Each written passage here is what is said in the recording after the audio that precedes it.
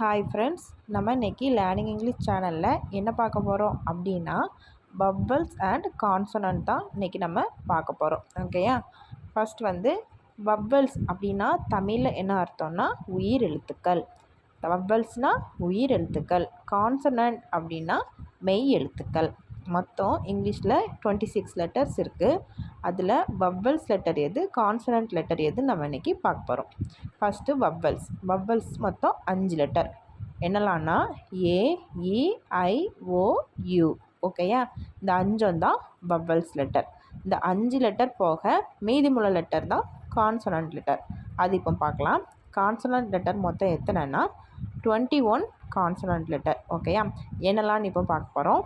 First B, C, D, F, G, H, J, K, L, M, N, P, Q, R, S, T, V, W, X, Y, Z.